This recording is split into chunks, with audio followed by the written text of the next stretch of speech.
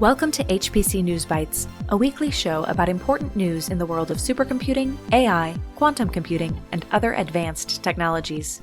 Hi, everyone. Welcome to HPC News Bytes. I'm Doug Black, and with me is Shaheen Khan. The fall HPC conference season is underway, starting with the Hot Chips conference at Stanford's Memorial Auditorium in Palo Alto. It began with tutorials yesterday and continues today and Tuesday with the main technical program.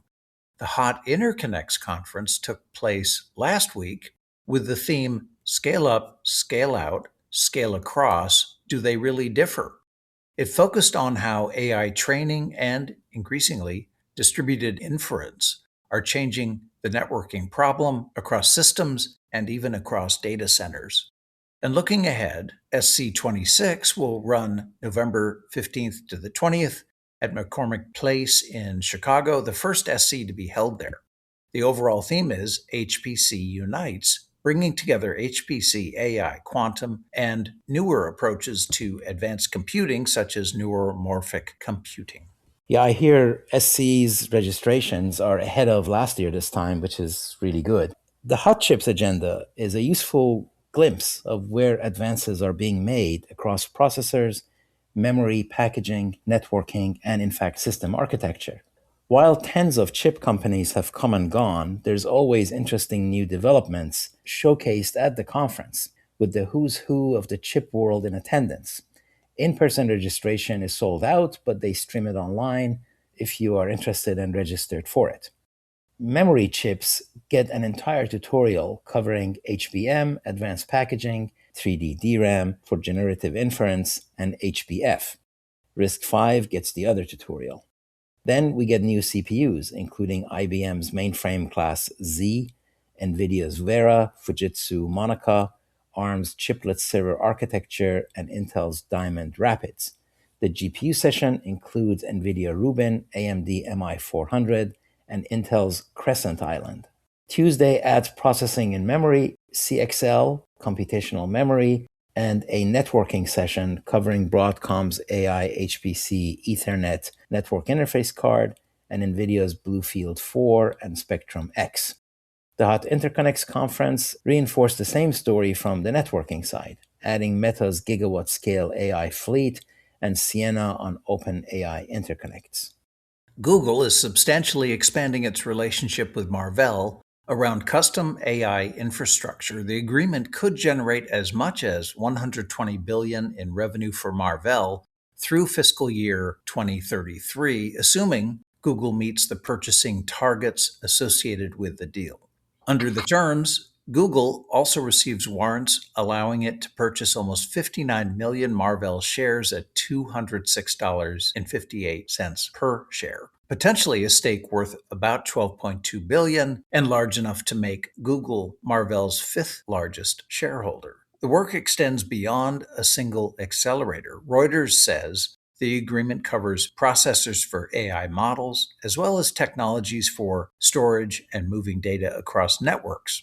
Broadcom has historically been Google's main custom chip partner, and analysts quoted by Reuters view the deal primarily as Google adding another major source rather than replacing Broadcom.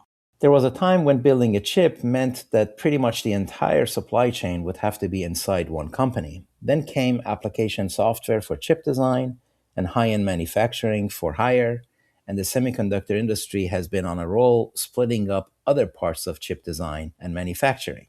In the process, it has reduced the cost of building your own chips, and hyperscalers and AI companies are all doing that, which is where companies such as Broadcom and Marvell come in, becoming something of a prime contractor for custom silicon and related hardware. Hyperscalers know what workloads they want to run, the economics they need, and the system-level requirements. They all need complex high-end chips so they can accelerate their work by having a chip partner that can co-create with them and turn those requirements into silicon packaging, manufacturing interfaces, and production. As you said, Google appears to be deliberately creating multiple suppliers rather than allowing one customer chip partner to become indispensable. That provides capacity, negotiating leverage, and architectural flexibility. and the unusually large warrant makes the relationship more intertwined than a normal supplier agreement. The broader implication is that custom silicon is becoming industrialized, expanding to more and more companies because what they have to do themselves keeps shrinking, and the economics of it keeps getting more attractive. And a quick hardware note regarding Cerebras. The company has launched CS4, its latest wafer scale AI system. A CS4 rack now contains 3 wafer scale Engine 3 or WSE3 turbo wafer scale processors mounted as pluggable modules in Cerebras's new Nexus architecture. The processors are manufactured on TSMC's 5 nanometer process. The change is primarily at the system level rather than a new process node. The wafer scale approach keeps enormous amounts of compute on one piece of silicon, reducing chip-to-chip data movement compared with conventional accelerator clusters.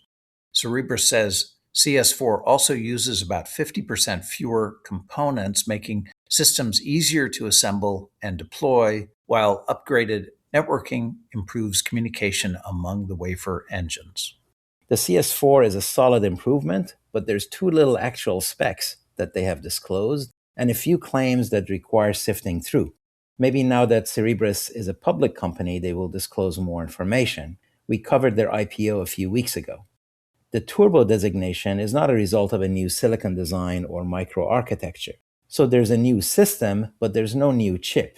They did manage to push twice the power through the chip that they had, which can double the frequency and, in principle, 2 times raw performance. Cerebras has not disclosed the clock speed, but they did for one of their earlier chips. So people have started with that to estimate that this system could be at 2.8 gigahertz. But that's not the official number. The system architecture and off-chip subsystems are new, however. They can now put 3 wafers in a system instead of 1, which lets them brag about a total of 6 times raw speed improvements per node. That math says performance per watt should remain about the same, but the company claims up to 10x throughput per watt for inference workloads. They've also made the system easier to deploy by decoupling compute, power, and I/O at the rack level. Previous generations packaged 1 wafer and everything it needs in what they called an engine block and inside a 16 rack unit system. The new system has a common power infrastructure in the front and 3 independently pluggable, quote, backpacks in the rear, so it's more modular. The White House has released a new national security science and technology strategy, including an updated list of critical and emerging technologies. The policy is formally owned by the White House Office of Science and Technology Policy, or OSTP. Congress requires the strategy to be submitted following each national security strategy report. Federal departments and agencies then implement it across R&D, acquisition, security, and technology policies. The revised technology list omits several areas present in 2024, including data centers, advanced cloud services, batteries, and AR/VR. Additions include post-quantum cryptography, integrated photonics, 2D materials, and hardened consumer operating systems. AI priorities become more specific around interpretability, control, adversarial robustness, agent identity, and multi-agent systems. The strategy explicitly says prioritization is necessary to make U.S. technology affordable and effective. The changes are consistent with Washington's push for public-private partnerships, focusing federal R&D where it complements what the industry is doing. Hyperscalers are already spending hundreds of billions on data center infrastructure, so government money may have more leverage in areas where private capital is not abundant yet. Since this is specifically focused on national security versus a general science and technology policy, the list gives us a picture of where government thinks future strategic leverage may emerge. Integrated photonics is becoming central to AI and HPC connectivity. Post-quantum cryptography has moved from primarily preparing for a future threat towards an explicit cybersecurity implementation priority. And the AI priorities have become much more concrete, including, as you mentioned, adversarial robustness, interpretability and control, and agent authentication. So this is partly a technology list, but it is also a resource allocation framework. It influences federal R&D priorities, foreign investment screening, research security, and export control policies. All right, that's it for this episode. Thank you all for being with us. HPC News Bytes is a production of Orion X. Shaheen Khan and Doug Black host the show. Every episode is posted on orionx.net. If you like the show, please rate and review it. Thank you for listening.